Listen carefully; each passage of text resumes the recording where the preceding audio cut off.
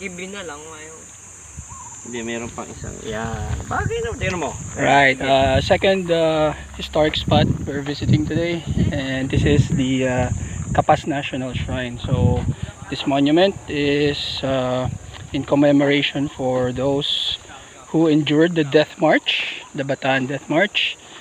This is actually the end point of the Death March. So we will be visiting this monument, which can be found right here in Kapas, Tarlac. Right now there's an event going on, but we're not really trying to cover that event. But we're on our own. We're doing our own do-it-yourself tour, World War II Grand Tour of Luzon.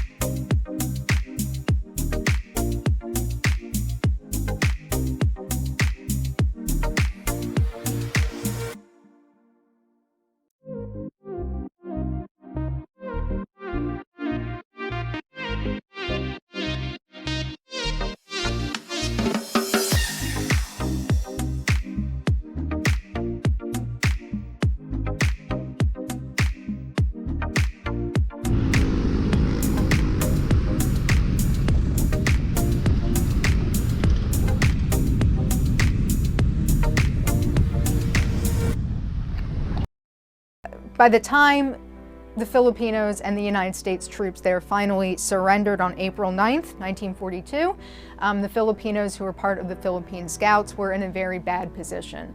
And what this would lead to is what you probably have heard of before, which is the Bataan Death March. So this was a route that was about 65 miles, so from Manila Bay up to the camps where Filipinos would be held.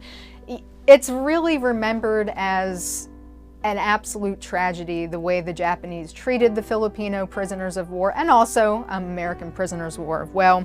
They had to march through tropical conditions, so lots of heat, lots of humidity, lots of rain as well. They did not have adequate medical care. They suffered from hunger, starvation is a better word to use in this case. They didn't have shelter, so they often had to sleep again outside in these very harsh conditions. And those who were unable to make it, so those Filipinos who collapsed from heat stroke, from hunger, from injuries, what have you, they were beaten, or worse, they were killed. And there are a lot of instances of Japanese guards beheading the Filipinos who were not able to continue on. So the Bataan Death March it's a tragedy. It has a very tragic legacy and memory, and for good reason. It was a very harsh event, and the Filipinos suffered disproportionately. It was really, really challenging for them.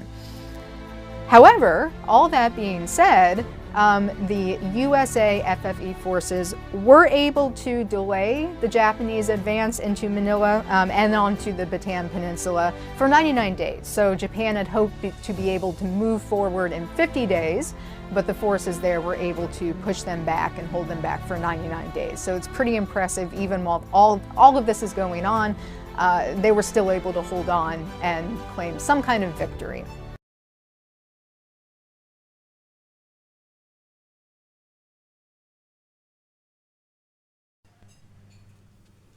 The Bataan Death March. The Battle of Bataan ended April 9, 1942, when U.S. General Edward P. King surrendered to Japanese General Masaharu Homma. At that point, 75,000 soldiers became prisoners of war, about 12,000 Americans and 63,000 Filipinos. What followed was one of the worst atrocities in modern wartime history, the Bataan Death March. During the Battle of Bataan, the American soldiers and Filipino soldiers of U.S. Army General Douglas MacArthur's U.S. Army Forces in the Far East, or USAFFE, had held out for 4 months against the Imperial Japanese Army. while every other island and nation in the Pacific and Southeast Asia fell to the Japanese. By March 1942, Japan controlled all of the Western Pacific except the Philippines. MacArthur's plan was to hold his ground on the Bataan Peninsula and Corregidor Island in the Philippines until the U.S. Navy could bring reinforcements and supplies from the United States. Once the reinforcements arrived, he planned to attack north from Bataan, defeat the Japanese army, and push onward to the Japanese islands and victory. But with the U.S. Navy in shambles after the attack on Pearl Harbor, there were no ships capable of bringing the needed reinforcements to Bataan. The Japanese Navy blockaded Bataan and nearby Corregidor and prevented any food, ammunition, or medicine from reaching the U.S. troops. For months, the soldiers on Bataan lived on half rations in the hot tropical jungle. Nevertheless, they fought back against Japanese attacks and defeated the Japanese army at battles along the Bataan defense line and along the rugged coastline of the peninsula. But without supplies, they could barely hold out.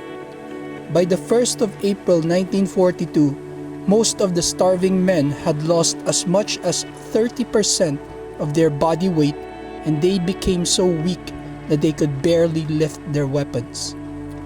As medical supplies ran out, malaria, dysentery, and other tropical diseases ravaged their ranks.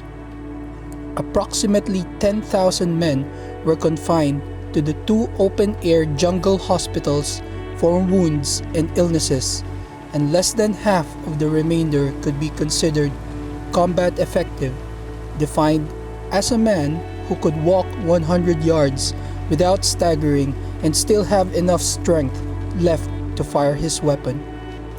The Japanese army launched its final assault on Bataan April 3, 1942. Although the starving American and Filipino soldiers fought as best as they could, they were no match for the fresh troops the Japanese brought in for the attack. As General Homa's army rolled back the front line on Bataan, General Edward King, the American field commander, made a fateful decision. On April 9, as he surrendered rather than see any more of his starving, deceased men slaughtered by the advancing Japanese army. Once the surrender went into effect, the Japanese rounded up the American and Filipino soldiers and gathered them into groups of 100 on the only paved road that ran down the Bataan Peninsula. The Japanese assigned 4 guards to each group. They lined the men up 4 abreast, and they began marching them toward Camp O'Donnell in Tarlac Province, 65 miles away. As the emaciated men proceeded north up the highway in the blistering heat, the Japanese guards summarily shot or bayoneted any man who fell, attempted to escape, or stopped to quench his thirst at a roadside spigot or puddle. The men were given little water or food for the entire length of the Bataan Death March, which took about 5 days for each group to complete. The guards chased off, bayoneted, or shot any Filipino civilian who tried to give water or bits of food to the passing lines of prisoners. At various points along the route of the march, they singled out prisoners, sometimes in groups, tied them to trees or fences, and shot them to death as examples to the others.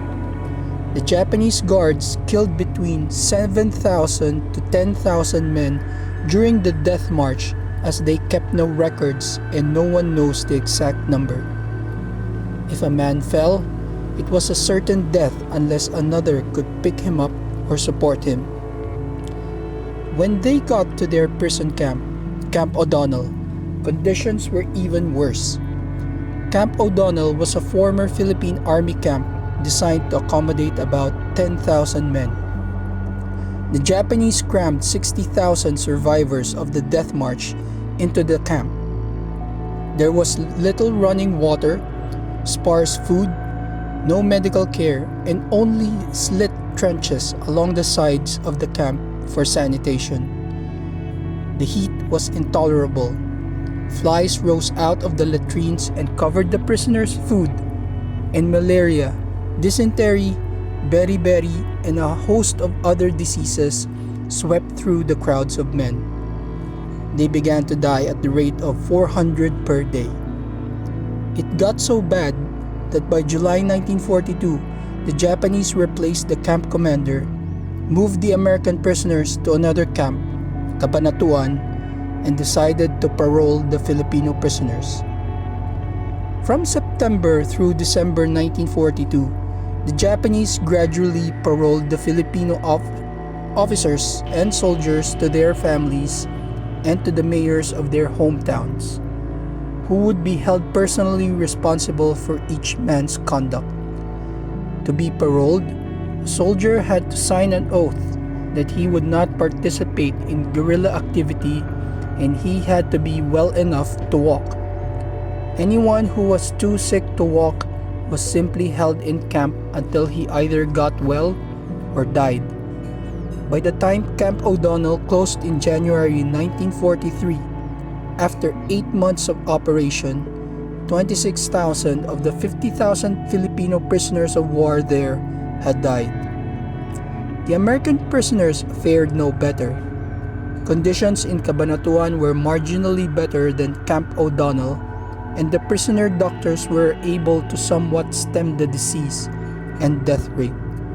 However, as U.S. forces pulled closer to the Philippines in 1944, the Japanese decided to evacuate the American prisoners to Japan and Manchuria, to use them as slave laborers in Japanese factories and coal mines. Thousands of men were crammed into the dark holds of cargo ships so tightly that the men could not sit or lay down. Again, food and water were scarce. Sanitary facilities were virtually non-existent, and the heat in the closed holds of the ships was unbearable. Men suffocated to death standing up. In some cases, the guards would not even let the dead bodies be removed from the holds. The Japanese ships were unmarked, and some of them were attacked by American planes and torpedoed by American submarines. Once they arrived at the slave labor camps, more of the men died of malnutrition and exposure. By the time Japan surrendered and the U.S. Army liberated the Bataan prisoners of war, 2/3 of the American prisoners had died in Japanese custody.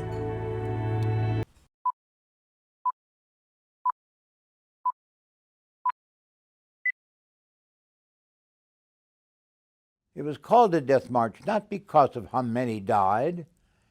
Of the 12,000 Americans, only about 1,700 lived to come home. But they called it a death march because of the way they died. If you stopped on the road, you were killed. If you had a malaria attack, they killed you. If you had to stop to defecate, they killed you. If you just couldn't take another step, they killed you. And how did they kill you? They'd either bayonet you to death, shoot you, or in some cases decapitate you. They did not give us water. They gave us no food. The temperature was about 108 degrees. The Americans that were captured, a good 80% of them had malaria. Another 50% had dysentery. So we were gunshot wounds, malaria, dysentery, and we had to walk this distance that they wanted us to. Under these conditions, it was unbearable. I think that what kept me going is this: about the second day, I made the decision that the only way I was going to survive was if I started to set goals for myself. And I would walk and I would see a herd of caribou in the distance. And I would say to myself, I must get to that herd of caribou. I didn't know where they were. I didn't know how far they were. I didn't know how many days it was going to take me or how many hours. But I made every effort to get to that herd of caribou. no matter what happened. The Japanese told me to smile, I did. They told me to sit, I sat. They told me to march, I marched. They hit me, it was okay. They broke my nose, knocked my teeth out, they split my head open, but I still had to go to reach those herd of caribou. Then when I got to the herd of caribou, then I'd find another goal, and another goal, and another goal. Every day was another goal. From that day on, I've lived my whole life that way. And those people who hold on to a grudge, I think, have a very different philosophy of life. And that's how they live. By not holding on to a grudge, by being able to roll with the punch, I think it's a lot easier to live. My life is a lot happier because I've learned how to adjust to adversities and how to deal with it. The Disabled American Veterans, I'm a lifetime member.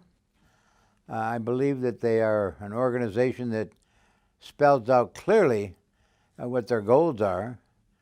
You know, Disabled American Veterans doesn't mean that you have to be disabled with the loss of a limb. You could be disabled other ways. And I do believe that every man that came back from Bataan are disabled in some manner, either mentally, emotionally, through physical attributes. And I think we're all a member of the DAV in one way or the other. If we're not, we certainly should be. But the DAV was very kind to me in many ways, and I'm very appreciative of that.